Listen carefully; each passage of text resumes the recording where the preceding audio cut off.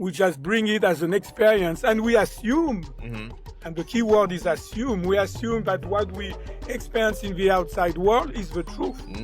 So when you assume one time, two times, and few times, it becomes a program. Oh, okay. Yeah. And this program is literally dictating your life, but you have no idea.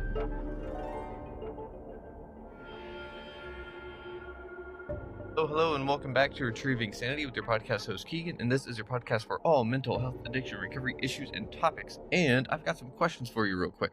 What if your biggest roadblock isn't lack of skill, strategy, or hustle, but something hidden, quietly sabotaging you? Alain Salas says that there's 3 steps to break through those invisible walls, and we're here to ask him what they are. So first of all, Alain, how are you doing today? Bonjour, Keegan. I'm doing good. Thank you for hitting me with that. Where are you located? You're in Canada, aren't you? No, I mean, actually, I'm in Kansas City, Missouri, USA. Yeah. Oh, man, you got quite the accent for being in Kansas. Yeah. Obviously, I was born and raised in south of France, so that explains it, right? Yeah, that would definitely explain it. So how did you wind up all the way over in Kansas City? Does that include part of your story, like finding out what the 3 steps? Yes, it is. Or, okay. It is, but it just more defined me that, you know, for me, it was very important to help people, right? And I used to rent boat in south of France and living on my boat, right? So I had like a totally different life plan, if I can say that. But, you know, one day I had a calling and I saw myself helping people. So I sold my boat, my business, and came to the US to become a chiropractic physician. Okay. So whenever you decided to sell all of that, how did that really did that shake you to your core? Because that sounds like that was a big identity shake. Yeah, it shook me to the core in a very good way, right? Because you have to picture that they used to call me the gypsy. You know, it's a gypsy area in south of France where I used to live. It's called Camargue. Okay. And basically, I don't know if you know the Gypsy King, but they are from there, right? The music, the Gypsy King. Anyway, so I used to party. They used to call me the gypsy. I had long hair, the earrings, and almost, you know, getting pretty tipsy or drunk every night, right? So I had a totally different lifestyle, and because for me, freedom was everything, right? Yeah. And so I thought like the adventure was like freedom, so that's what I was looking for in my life. So, and freedom, of course, the boat is the symbolism of freedom too, right? Yeah, it sure is. Especially a sailing boat, right? And so that's what happened, and basically, you know. When you've got a calling, I don't know how to describe that, but you know that you know. It's almost like intuition in a way, but much stronger. And there's no way I couldn't try to do it. Yeah. There was no way, you know. It just it's kind of a force that is behind you, right? It's more than you. It's like when your mission in life has been given to you, that's a blessing. Yeah. Ooh. Okay. So you were really called to do this traveling. You were called to do something more. Yeah, exactly. So what really brought about that calling in the very first place? Well, you know, I just did, I remember my girlfriend at the time, she told me, you know, we're doing like, I read a book about past life regression and things like that. Do you want to come with me? And I'm going to Paris. I said, okay, why not, right? And so I did it, and really nothing happened. But after we kind of we went in different way, you know, and I was kind of lost in a way. I said, okay, I'm going to do 3 different past life regression, and those have been literally life changing. Wow. Literally, so I don't know what to tell you if it's true or not. But what I'm telling you, what it did for me was amazing, right? Yeah. And so. And totally after this vision, I just decided to take action, and I sold my business first, and I sold my boat, and to make a long story short, you know, I went to America to become a chiropractic physician, right? Yeah. Because what was fascinating to me, they were talking about the innate intelligence, your own ability to heal yourself, and that did the trick for me. Okay. Huh. Innate intelligence, so something along the lines of your body knows what it needs and what it wants, but you just kind of got to listen. Is that it? Your mind and your body. Oh. Your mind and your body. Gotcha.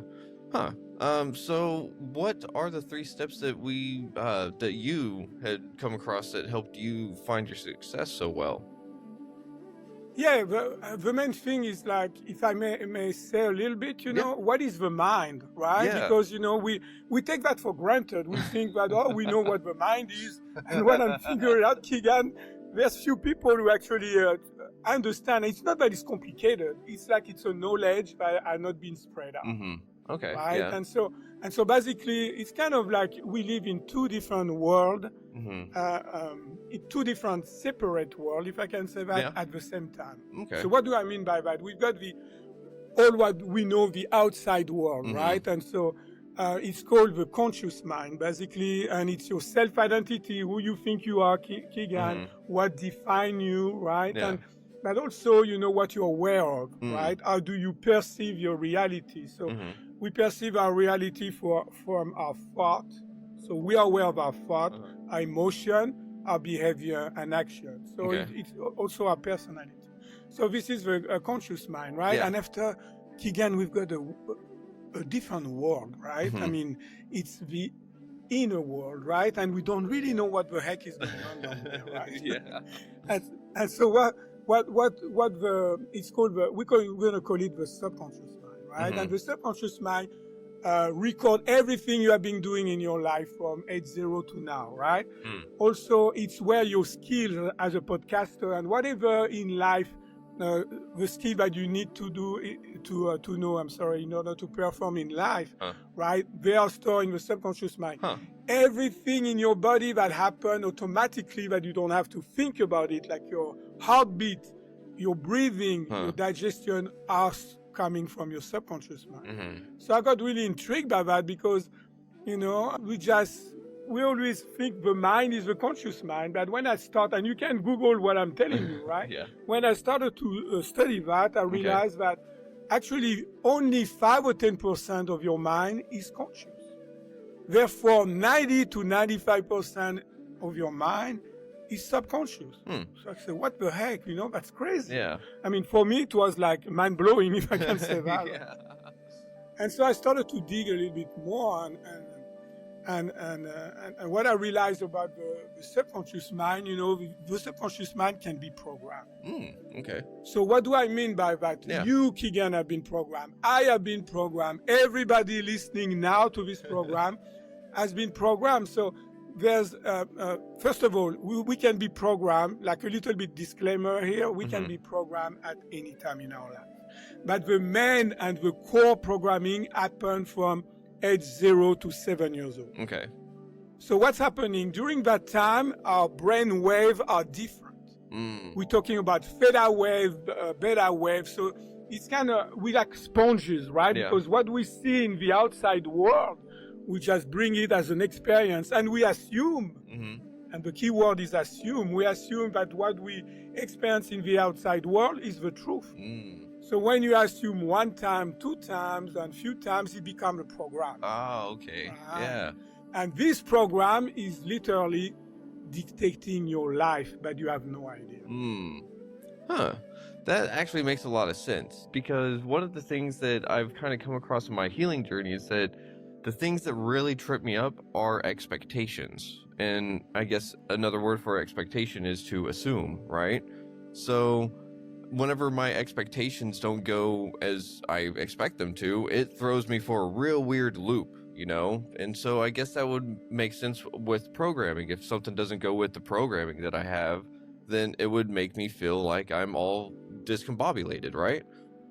Exactly. Let me give you an example, because I think that's going to put things more in perspective, right? So let's pretend there's a little girl that she's got a dad, right? Dad and mom, regular things, but the dad is an alcoholic.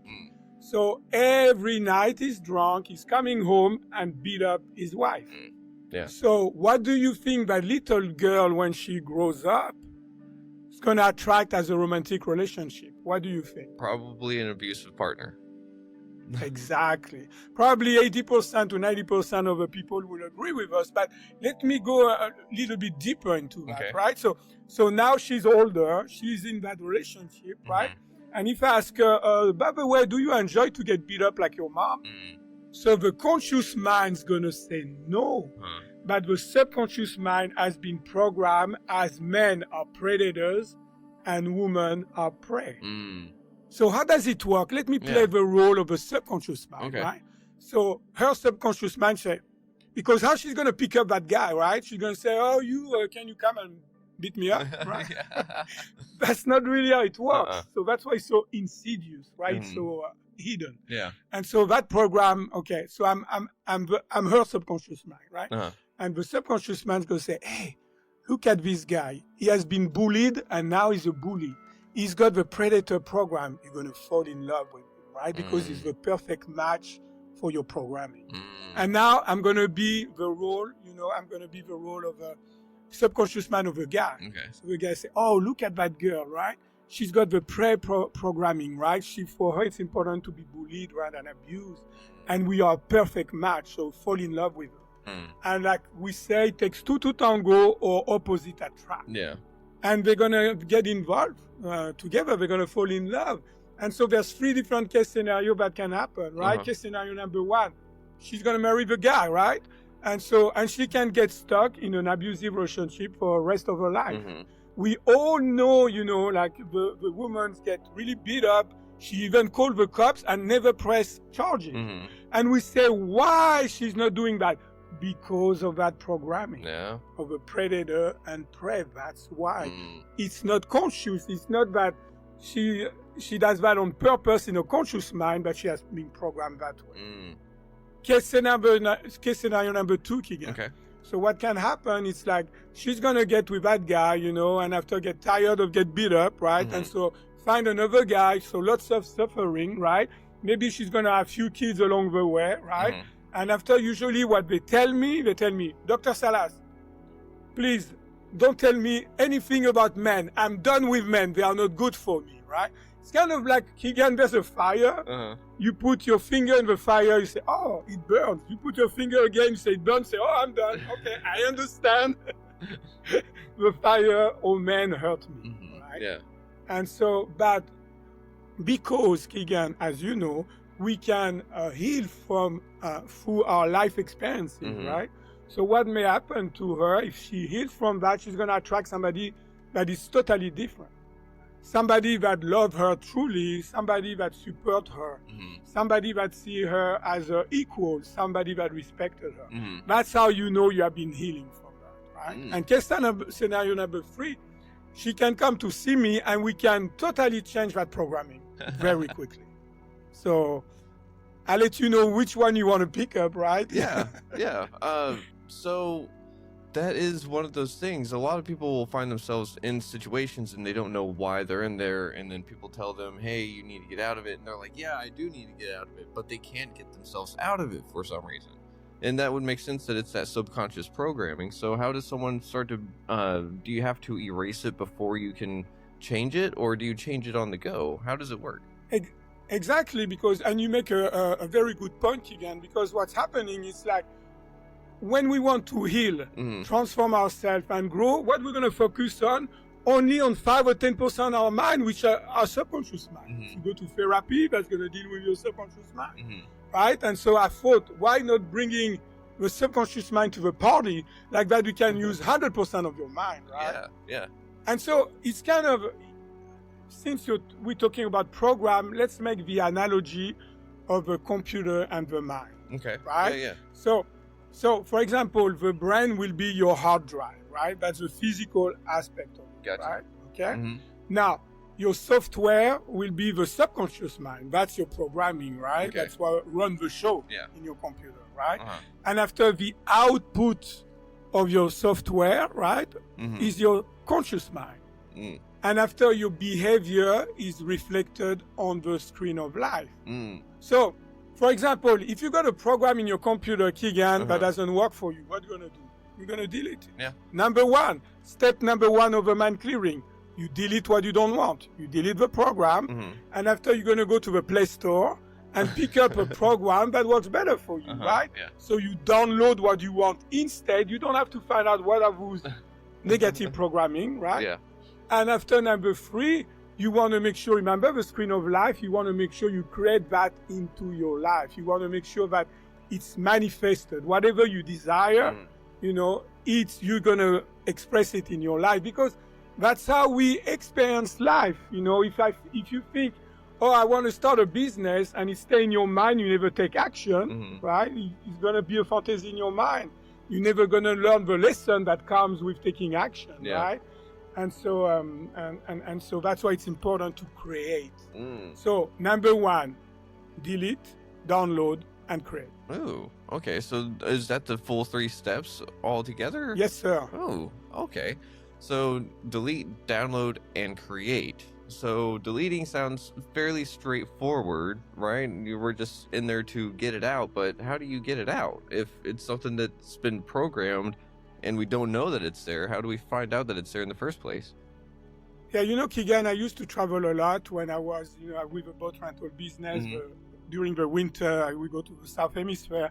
And the most frustration that I had during my traveling is like meeting a cool guy like you, that I couldn't speak the same language. So we couldn't communicate, right? Yeah. And I feel in my field, that's what has been happening, Keegan, right? You need to speak the same language with the subconscious mind. That's that easy. Okay. So now the question come up, what is the language, right? Yeah. And so, well, the subconscious mind, work. It's like when you remember a dream, Keegan, there's always a picture or a movie that comes with it. I never had anybody telling me, I remember only the smell of my dream or the sound of my dream. It doesn't make any sense, actually. And so that's how the subconscious mind works with picture. So basically, step number one, you will see yourself. For example, give me an example of something that somebody or you would like to get rid of. Get rid of. So a lot of people like. It can be an emotion, it can be a thought, it can be whatever you want. Why don't we work on jealousy? A lot of people have issues with jealousy. All right. So let's see. There's that X-Man. He's jealous, right? And he sees that he's going to lose his relationship, right? Because of that, right? So I will say, okay, X-Man, what you need to do is just to visualize yourself being really jealous. But you have to be in that picture. That's very important. Okay. You have to be in that picture, right? And so, and feel that jealousy as much as you can, right? Okay. Very jealous. Okay. And so what we'll do, we'll delete. I created a program, literally a program, that will delete that, but he's going to delete it, right?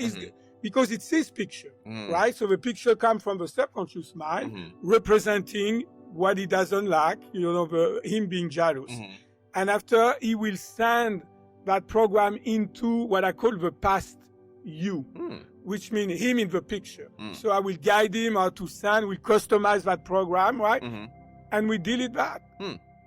Okay. That's that simple, right? And after, so when we are done, I said, now I want you to visualize the opposite of that picture. And again, you have to be in that picture, right?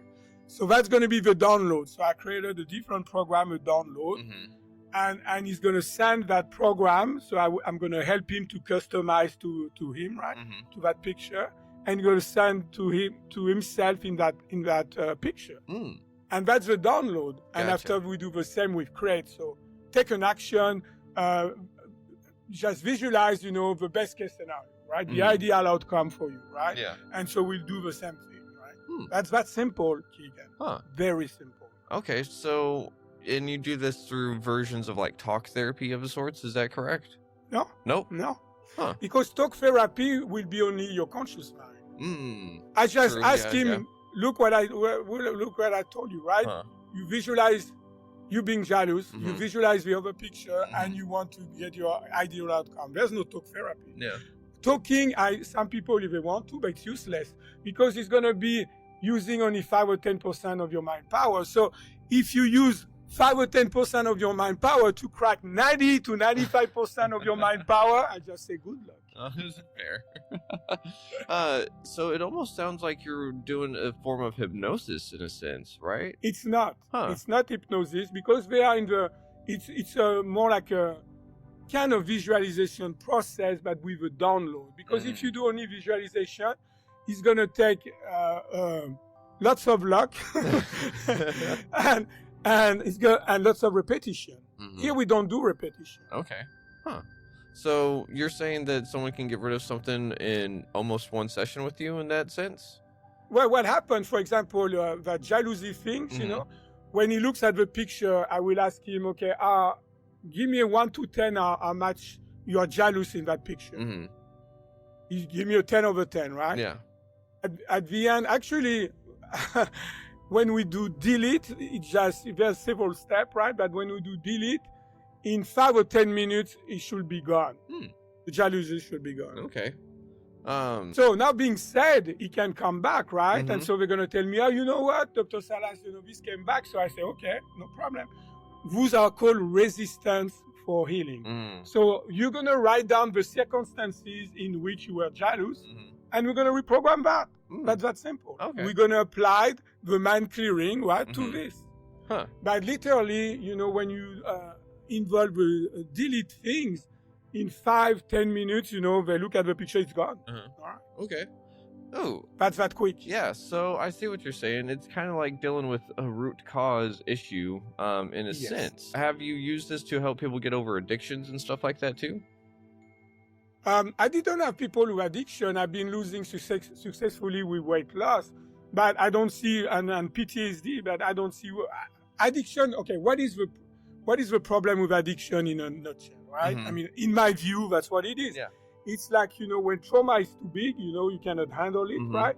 You just want to numb yourself, right? You don't want to look yourself in the mirror. So you're going to go into addiction. So it can be food addiction, whatever it is, alcohol, drugs, whatever it is, because it's just too much for you to handle, right? So it's kind of separating yourself, right? Where masking, all bad things, because you don't want to feel, because it hurts too much. And that's what base of addiction are about. Yeah. And those are created by those program. So, hang on. So, we can get over the program by repetition, but hang on. So, you're also saying that we don't have to do repetition, right? No. Okay. It's like when you've got a program in your computer you don't like. You're going to delete it, right? There's no repetition. You click on the mouse one time. Now, to be fair, it can be re-triggered, right? And so whatever it's re-triggered, I will say, write down the circumstances. Let's see, I get a fight with my wife, and I got some alcohol, if I'm an alcoholic. So we're going to reprogram those circumstances. Right? And after whatever it is, right? And it works for pain, right? I use, I've got 2 programs. One is called the mind-body clearing, which is, we can treat pain the same way. In average, 80% of the people within 2 visits, the pain will be gone and doesn't come back. When it's chronic, it's a long-term pain. Because after it go into a program in your mind, so we need to get rid of that program. Ooh. That's a really interesting thought about, and that would actually make sense with like addictions and stuff too. Is that after a certain point, pain becomes a program, and if you're not feeling that pain, your body's going or your mind's going to make up that gap, right, and try to fill in that gap. Yeah, it's basically we are more in the victim mode instead of being creator. Why me? Why it's happening to me, right? And so. Why are you drinking? Because I drink to forget, right? That's what we say in France. And basically, yes, those are really, addiction are everything actually, but addiction are still as a symptom of your mind negative programming. What is one of the ones that people go to you the most often with? What is a program that a lot of people are saying, help me with this, I've tried it to get rid of it and it just won't go away? Can it be anything? Anything? It can be anything. For example, if there's pain, because I see people who are in pain, I created my own health system, if you want, right? Doing the physical stress, the chemical stress, and of course emotional and mental stress now, right? With creating my own technique. So, of course, I see people who are more in pain or chronic pain and things like that. But you can be on chronic pain, trust me, and being addicted, for sure, addicted to your pain, right? Because you after people call you and say, how are you doing, Keegan? Is your neck better? It's like, you see what I mean? And after, you get the love because of your disease, right? You see what I mean? And after you caught up on that circle, your subconscious mind is going to say, well, if I get better, I'm not going to get the love. So there's no way you can heal from that. And so Yep. that's called the victim mode. And we all have some victim issue, right? Mhm. Okay, but you want to be a creator because Yeah. we are conceived to be a creator, Mm. not to be a victim. Okay. So let's explore that aspect a little bit. We're born to be creator, not victim. So in this sense, we're not only deleting and we're creating new programs for ourselves, but in this way, we're also creating a better outside world because, like you were saying, our inner world becomes our outside world, right? You got it. Huh. You just got it. So whenever people are having issues with their outside world trying to be creator, how do you guide them through that? Does that make sense? Well, yes, of course. Well, it's like, I try to keep it very simple because we can make this thing so complicated, Keegan, but it's not even funny, right? And so to me, if I cannot explain what I'm doing to 11 years old, I fail. It means that I don't truly understand what I'm doing, actually. Even. And so basically, what is it in life that you're tired of? Do you feel trapped? Do you feel blocked? Do you have like some emotions, really? Because what I didn't tell you yet, in order to keep your sanity, right, you need to have your thought, your emotion, your behavior, and your action aligned. Ooh, okay. See, that's the thing, because what keep you inside, it's like when you are not in alignment. For example, I'm saying, you know what? I'm going to start a diet today. So my thought is I'm going to start a diet. And after, my emotion is going to come and say, hey, wait a minute, you start a diet. Last time you lose the weight, you're getting back in 2 weeks. Right? So I've got mixed feeling, mixed feeling about it. Okay. And so maybe I'm not going to even take action, right? Yeah. And so if I take action, it's not going to last. But if I can delete that aspect, that emotion, right, and bring it into alignment. Now we're talking, because when your thought, your emotion, your behavior, and your action are aligned, you're unstoppable, man. Unstoppable. Ooh. Yes. And I think you really hit that last part like on the dot, having to be in alignment on everything, because I know a lot of the times, like whenever I was trying to get out of addiction, my thought would be like, all right, I'm done. And then of course that same thing would be like, I'll like in 2 weeks, I'll be able to maybe have another drink or something, like I can start to take control of it. And it never worked. Gee, I wonder why. But that's the thing, is that if we can sit there and catch that emotion aspect, then it's easier to bring in the actual action that we need to do. I see what you're saying, but how do you tell people, do you have to do more programming to get all of that alignment to happen? Sometimes, yes, sometimes it is, because I always do for example, if you come for a treatment, I will do your mom and your dad. Because we are being like so sharing the same energy, right? I mean, most of the people, right? Some people were orphan and things like that, but for most people who have been sharing that energy, so everybody's trying its best. It's not about judging anybody. It's like we all come with a luggage, right? We all have been programmed, and it's not even your programming. It's programming mainly from other people, right? That we all have, and so I found out that treating the parents or some significant people in your life, even though you love them, it doesn't matter. It's like, because the way it works, it's kind of a funny thing. Like they've got a misunderstanding with the mind and body connection, right? So when you change your thought, it's gonna go physically, gonna change your DNA. So your DNA is going to configure differently. That's epigenetic, right? From Bruce Lipton that wrote about that. And so if you change your thought, your emotion, your environment, that's going to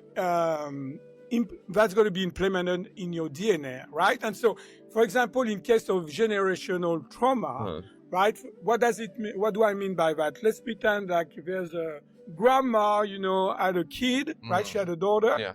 And the man didn't stick around, right? And after the daughter, she's got a daughter, and man don't stick You see what I mean? So Yeah. it's passed on. Yep. So it's passed on also through the genetic, although it's not genetic like the way you understand it. Right? It's a genetic because it has been imprinted in the DNA. Oh. Because, lots of people, and all those MD, especially with cancer, they're going to tell you, oh, this is genetic, all that. Actually, there's only maybe 5% of the disease that are purely genetic, right? Wow. So what I'm talking is more like an energetical genetic, right? Yeah. But it still can change your DNA. Also, when you change your thought of emotion, physically, you're going to have what we call neuroplasty. So it means the wiring of your brain is going to wire differently. Right? Because you got a different thought and emotion, right? The biggest mistake that people do, they think that your mind is in your brain. No, your brain is the hardware. It's like an interface. Okay. Your mind is at a different level of energetic level outside of your body. Oh, okay. See, it's like the cloud. Your mind will be the cloud. When you say, "Oh, I'm going to store this in the cloud," right? Yeah. That's the best analogy I think I can make. That's your mind, but your mind is not in your hardware of your computer. Yeah, I think you actually just hit on something that a lot of people would wonder, like, why am I doing all this stuff to my body, but my mind isn't feeling like anything's changing? And that's kind of the trick, though, right? If you don't feel a change, if you don't think, if you don't feel that difference, then you're kind of going to psych yourself out of anything, right? So if you don't think that you can change, if you don't feel that you can change, if you cannot behave like things are changed, and if you cannot take the action that I'm definitely changing, you're not going to go anywhere. Yeah. So the very first step would be to delete those programs that are making you think that way. Let me give you an example. Let's pretend there's a triangle here, right? And so inside the triangle, there's what we call that negative programming, or they call that limiting belief, right? And so the limiting belief is, I'm a loser, right? My dad told me I'm a loser, blah, blah, blah, right? So inside the triangle, I'm a loser. On top of your triangle, it's your thought. So I'm going to think I'm a loser, right?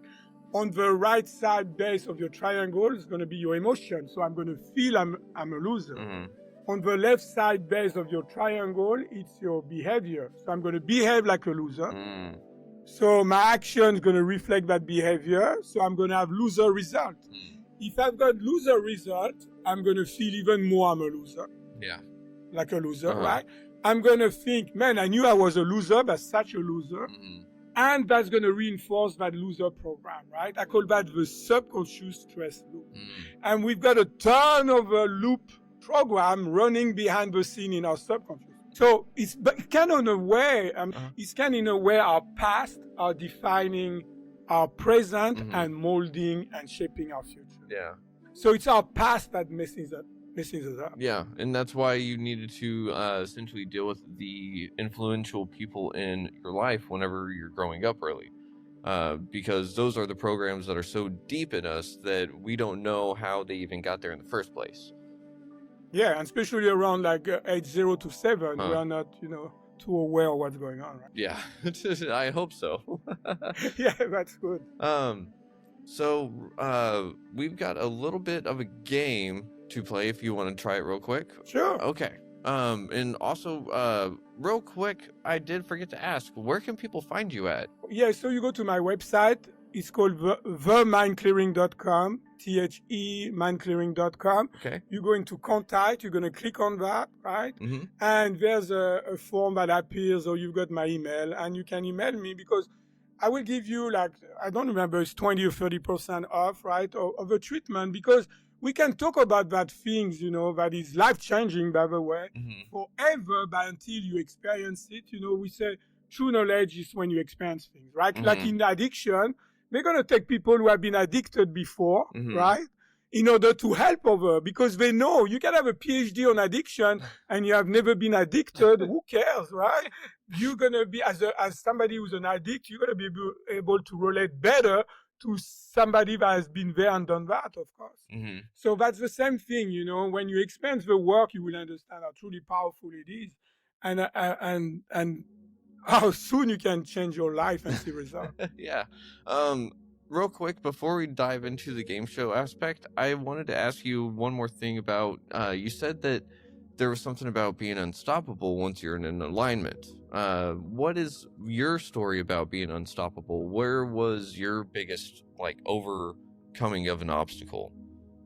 Well, to make a long story short, as you know, when I came to America, I married that French woman, right? And I have like a daughter. Uh-huh. And within a year, I got divorced. Oh. I got diagnosed with early stage of colon cancer. And my business went to thriving because I was seeing 250 patients a week. I had 4 employees. I was living the American dream. And it went down. And so, but I never built a victim, right? Because I knew, first of all, what really helped me, that I knew that through my healing, I will be able to help people better. Yeah. So it was not only about me, right? There was a bigger picture, right? So that really helped to get distance with emotion and all that, and that's what started the mind clearing process, right? You know, what the heck happened to me, right? Why, I'm getting everything, the way it happened is like this. I'm getting, very successful, and after I lose it all. So why is it, behind the scene? How did it affect my health, and all that? How can I control my emotion? How can I control my thought, And it's not controlling in a bad way. It's just to make sure that you've got a smooth ride, because what making the difference in life, talking about sanity, what making the difference in life is how people are happier than others. Life is like a wave, right? It's a vibration, right? And so there's up and down, right? So we always have up and down. It's how you react to it that will make you a happier camper, right? So if you can keep your distance, if you can stay centered through challenges and adversity, that's the recipe. And in order to stay centered, you need to have your thought, your emotion, your behavior and action aligned. Okay. It doesn't mean that you cannot feel sadness and all that, but very quickly you can go back to your center by applying those techniques. Okay. And so do you also teach people how to do it on their own after a point? Yes. Okay. Yes. So I teach people, like whoever, like Keegan, if you want to, I'm sorry, my wife is called Reagan. So, so Keegan, if you want to learn it, you can, because that's not complicated, right? And so this, it's very important to me to empower people, right? That's the best healing and transformation and growth that you can ever, it's a gift, like you can ever give to somebody, right? Because we're so much more powerful than we have been told. We have been told that, you only 5 or 10% of your mind. You just need to please obey, conform, and shut up, basically, right? And so, and don't be creative, right? Use only your analytical mind, right? And I can see why so many artists, can be going into addiction too, right? Because they don't relate to that world, right? Because they use more their right brain, right? And so, when you tap into that subconscious mind and you bringing the best out of that subconscious mind, you can see the world totally different, right? And you understand that you are more than, that little me, right? You're much more than that, right? Because let's pretend, if you allowed me, one thing that I think people will appreciate that. If you zoom out, Keegan, right? And so that's how I see it, right? Okay. So let's pretend the sun is God, is awareness, whatever you want to call it, but something bigger than you, right? Yeah. And more, higher energy than you, right? And after, so the spark of the sun creates your spirit, right? And after you've got, and so all those are what we call non-duality. There's no good and bad. Some people will understand that it's pure love, right? And after you've got the sky, and after you've got Keegan and Alain, right? The physical Keegan and Alain, right? And so some people, they've got so many clouds in the sky that they say, there's no sun. Doesn't exist, never felt it, right? So what are those clouds in the sky? They are the negative programming. They are your limiting belief. So when you start to get rid of those, right, you say, you can have a glimpse at the sun. You can start to feel the warmth of the sun. Yeah. And trust me, talking about the addiction, it's addictive because it feels so good, right? But in a good way, right? And after you say, oh man, this is good. I'm feeling better in my life. I can see, I've got a better perspective on on things, and so you start to get rid of more limiting belief, right? Mhm. And at one point, you've got that realization. Some people call that the awakening. And you awaken to the idea that you are not only flesh and bone, right? You're not only 5 or 10% of your mind. You're truly a spirit living a physical experience. And when you really, and that's a game changer, because you understand how truly powerful you are. And you start to feel it because you're not as reactive. You're not as much of fight and flight. You can stay centered better in your life, right? With addiction, it's a joke now. You don't even have to think about it, right? So, it feels like, all in all, we're talking about how we're really trying to help heal the soul, heal the spirit, in a sense. The soul, because if you look, the soul, it's duality, right? The spirit is not. So the soul, some people believe in reincarnation. That's the soul that just come back again and again, but the spirit never change. The spirits never change. And it's really a part of all there is and will ever be, right? And so, yes, it's really healing the soul. That's why I call that the past you. It's kind of a soul retrieval in a way, because let's pretend like I'm in the military, right? And I'm in Iraq, and I pull the trigger and I kill my best friend by accident. Come back to the US, I'm a mess. I've been diagnosed with PTSD, right? Post-traumatic stress disorder, right? I was married, but I feel guilty, I feel shame, I lose my wife, I become homeless like so many Vietnam veterans, right? I even go into addiction, right? Of course, right? And so what happened? It's like, why I still have that problem? Because in the subconscious mind, I am still pulling that trigger. Right? Yeah. And so what we want, that's why I call that the past you. So what we want to bring that memory back. Like that is deleted. We're done. Okay. And after I can go on with my life, the guilt is gone, the sadness is gone, and the PTSD is gone, and I'm back to be myself again. Okay. Yeah, I know a lot of people could really find that to be useful, and if you can do it so quickly with PTSD, that would help so many people whenever they're having an episode of whatever it is. So, but not even an episode, but it's going towards the cause of the problem. Because when you got a problem in life, Keegan, you need to know two things. Yeah. You need to know what's causing your problem, and you need to know how to fix it. If you know what's causing your problem, you need to know, and you know how to fix it, you're done. Yeah. You moved on. There's no more problem. Yeah. The tricky part is, for some people, we might know what the problem is, we might know how to fix it, but there's that third step in doing the action of actually doing it, right? Well, but it means you didn't go to the cause of a problem. Ooh. Oh. That's it. Huh. So you didn't find out the cause if you're not doing anything. Because remember, because you didn't did the reprogramming either correctly or even didn't do it at all. No, actually, I had to think about that, because I was like, I did my step 1 for the 12 steps a long time ago, but that makes sense. Like, I knew what the problem was, kind of. I knew the symptom, right? I knew my addiction was the symptom. I didn't know what the root causes were.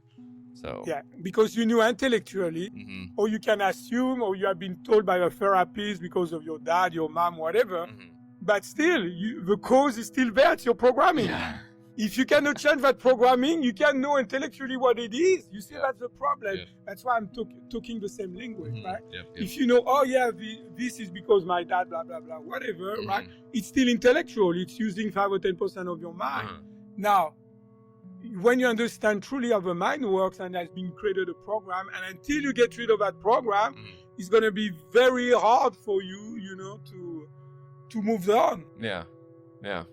Ooh, okay. So you help get to the root causes, you help delete those programs, you help to instill new programs. Correct. And therefore you help people create their new realities.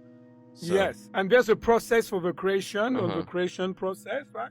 But I teach them how to go through to make sure that it's the creation has been done. What ideal outcome that you want, it's there, right? Oh, okay. With the creation process, what's one of the biggest trip-ups? Because I feel like it would be the old programs trying to come back, wouldn't it? Well, if it comes back, you do mind clearing again of your circumstances.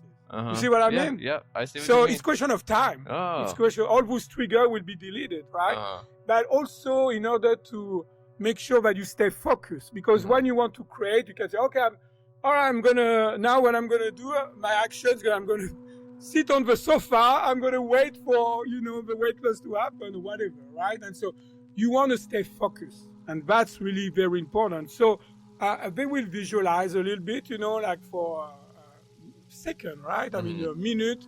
Every day you do that, like that you stay focused, you visualize your outcome picture, right? And like that is still in your mind, right? Yeah. And you visualize 2-3 times, whatever you want.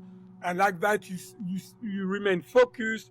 Your more than likely your thought, your emotion, and behavior and actions going to be still in alignment. And if you're not, you do mind clearing. That's that simple. Okay, I get you. And that was really important part too, was that focus aspect. As soon as you said that, I was like, oh, that's what it is.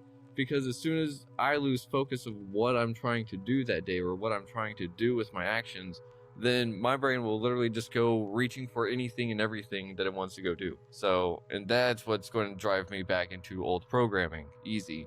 Because that's where my brain goes like, oh, hey, I remember this road. It goes this way. So, oh, I get you. You call it the mind clearing process, right? System, yes. System, mind clearing system. Gotcha. So, thank you for teaching me all about it. And real quick, before we get into the game, do you think that you'd want to be back on the show in the future to go over of course. I mean, it was fun. Sweet. I'm glad to hear it. If you're ready for the game show, we'll jump right into it, okay? Let's do this. Alrighty. All right, Alan, we've reached our game show segment, and today we're calling it Sail or Sink. Since you used to live on a boat, I figured we'd put your navigation skills to the test. But this time, it's not the waves, it's the mindset storms that entrepreneurs or people in recovery from traumas and addictions may face. I'll give you a scenario, and you tell us whether it makes us sail forward toward success or if it'll sink us into sabotage and why. Number 1. You get a scathing review from a client and immediately start doubting your own abilities. Sink. Sink? Ooh. And so what exactly makes that sink? Because it's not like one opinion that's going to change my purpose. When your purpose is solid, by the way, with mind clearing, we define your purpose, right? Because your purpose is not getting $1 million, right? Why? It's the why you do what you do, right? So it's not a money thing, actually. That's what people get. It's like, it's kind of a fire, right? And after your action, it's the log you put to feed your fire, right? So what's your fire? What's burning inside your heart? What is your purpose, right? And so it's not one person that's gonna, even few person that's gonna. I may just do some changes a little bit, but my confidence is not gonna be. No. Okay, thank you for that. I love that. All right, number 2. Your business hits a slow season and you decide to double your hours to grind your way out of it. Is that success, or was that sail or sink? It's sink, because it doesn't mean you double the hours, you're going to be more successful, right? So that's where you need to do like a better analysis. That's where you can use your intuition, which is the wisdom of your subconscious mind, and get connected to that intuition and see what kind of things can come up, right? And make changes or take different action, or maybe do a different business, or whatever it comes, Working harder doesn't make it better. Fair enough. I think a lot of people need to hear that so that they don't hit a burnout before they need to. Correct. Yep. All right, number 3. A friend offers feedback that stings, but you take a breath before reacting. Sail. What's the opposite of sell? Yeah, I was going to say that one doesn't sound like sell. You want, it's the way you think. It's become what we call being open-minded, right? Yeah. Well, you're open-minded. Now, it doesn't mean that it's going to change my mind and all that, but open-minded means what if, right? Yeah. And you can explore that, right? And so, and if the universe is telling you something, well, you better listen and see whatever works for you. Okay. Make and change action if it's necessary or not. Yeah. And thank you for giving like clarification of to what open mind is, because I've always kind of wondered, is an open mind just like hearing everything? But no, it's the question of what if. I love that. Ooh. All right. Number 4, you hit burnout, but tell yourself I'll rest when I'm successful. Big time sink. I wanna talk to somebody who can explain this, how this will work. Now, if you go to burnout, you are not aligned, right? You're not centered, right? So there's no way you can make good decision, right? So you just need to stop reacting, right? Stop being on fight and flight, basically. That's what it is, right? And so it's like talking about the boat analogy. It's like burnout is be caught up on a storm and you cannot control nothing, right? You lost your wheel, you cannot direct the boat and all that, and so you go with one way, with the other, with all that, and so trust me, I've been there. I know. Think. Yeah, okay. Thank you for that. Number 5, a competitor launches something similar that you do, and instead of panicking, you focus on refining your own stuff. Yes, I mean, sell for sure. Yeah, and actually, here's the way more and more. I used to be a competitor big time. Right? I used to be a swimmer, right? I did competition swimmer, I play tennis. Now I'm into martial arts and all that. But I don't compete in martial arts. But I think, competition, it's an ego thing, right? I mean, if you've got the intention like I do, I know what is my purpose is to help healing the world, right? Only this. I mean, of course, if there's other people, that's great. Yeah. Because they will respond better to his energy than mine or to her energy than mine, right? And so instead of competition, let's cooperate. Ooh, I love that. Instead of competition, let's cooperate. All right. Number 6, you keep setting goals, but you never hit pause to clear the old failures that still weigh on you. Oh, think. That's what the mind clearing is about, right? You need to move on. Because otherwise, if you don't clear those old, they're going to happen again. Yeah. They're going to come to your life again and again until that program is cleared, right? Yeah, that is for sure. All right. Well, that brings us to the end of Sail or Sink, Alan. And I've got to say thank you for playing. And we have that was cool. We have an honorary title for you. And we have dubbed you the Success Blockbuster for Retrieving Sanity. You help people just refine themselves. You help people delete their old programs and recreate success within. One of the things that we also like to ask here, Alan, the name of this podcast is Retrieving Sanity, and we explore how all facets of living life impact our mental health. Looking at the incredible motley adventures of your life, what does retrieving sanity personally mean to you today? And what's one practice or perspective that you believe is crucial for anyone on that journey? Well, you need to stop being reactive, right? I mean, the less you react to the good and the bad, the good too, right? Because in America, oh yeah, you have to have fun, you have to have this, the higher you're going to go, the lower you're going to go. So if you look at everything in life vibrate, right? So it's a vibration. So the closer you are to that line that you cross, that positive and negative, that's your heart. That's the moment present. So the more you are in the moment, the more you are your action, your thought, your emotion, your behavior and action reflect what you have in your heart.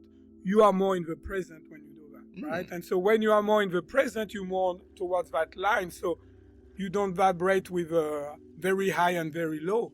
And so when you truly understand, when you are a creator, you truly understand that the low points are there to teach you what to work on. It's not about things. Positive and negative doesn't mean good and bad. It means like light and darkness, and they all have a purpose.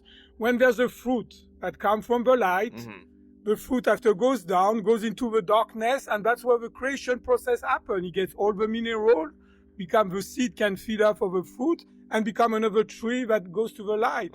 That's the creation process. You have to have light and darkness, right? And we create more in the darkness. Doesn't mean that you have to feel bad to create. It means that you're going to notice that things, don't go as smoothly. So, okay, this is God, the universe telling you, you have to work on this, which is a gift. Yeah. And you can apply mind clearing in my case, of course. That's what I do.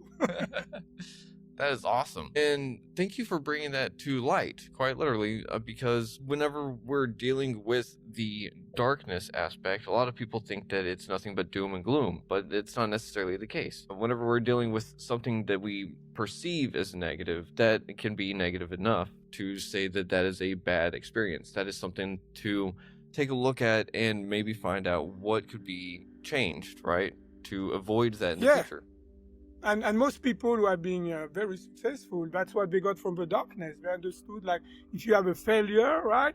Okay, you're going to learn from that. Now, if you're in a victim mode, you will never learn from it because you're going to blame other people or different circumstances until you realize that you realize that everything's coming from within and from this programming, right? And when you can change them, that's such a gift. Yeah. Because after you know what to work on, you know what you don't want, right? Because until it happens, you don't know. So you know what you don't want, and you can download what you want and create a new you. Okay. And for some reason, you just made me think of are you familiar with The Cave by Plato? Yeah, the Plato cave. It makes me feel like the victim mentality is someone walking into the cave and then being there so long that they forget that there is light outside, you know? Exactly. Huh. So you have to understand, for me, I'm a knowledge seeker, truth seeker, and freedom seeker, and they all work together. Okay. See what I mean? Yeah. And so the cave is a very good example, right? Because we have been told, okay, that's what you have to do in life, right? But you're so much more, or you are not powerful, right? Yeah. Or the human beings are flawed, especially with that transhumanism. Now it's become even more, right? And so no, we're not flawed. We just need to connect to, the remaining part of our mind, which is our subconscious mind. Like that, we can be connected more to our spirit. And that's the gift of being a human being. Yeah. It definitely is. And that is something that we can definitely explore on our next episode, right? Exploring more of the darkness and what negative stuff is and how we can actually utilize it for the better. Sure can do that. Awesome. Well, Dr. Alain Salas, it has been an absolute honor and a pleasure having you on Retrieving Sanity. Is there any last words that you want to leave the audience with today? Yeah. If you think you have been everywhere and try everything with no success, it's simply because they didn't find out what's causing your problem, right? And how to fix it, right? That's that simple. This is it, right? And so the mind clearing can be really something that if you want to explore, you will know right away if it helps you. You don't need to have like 20 visits and all that. And one more thing I want to say, it's like you are so much powerful that you think you are. We have been told we are the little me, and no, we are the universal me, right? Yep. Oh yeah, big time. And everyone out there, one more time, y'all can find him at themindclearing.com. And if you're looking at the screen, there's also a / contact -us, and you can find out some more information there to get a hold of him yourself and find out what it is that you need to clear from your subconscious, really. But everyone out there, thank you for listening to Retrieving Sanity on WDJY 99.1 FM. This has been Keegan, and this has been Alan. And I just gotta say, love yourself, love others if you can, but you gotta love yourself first, and just try to be a good person. And until next week, we'll see you next time. Shalom.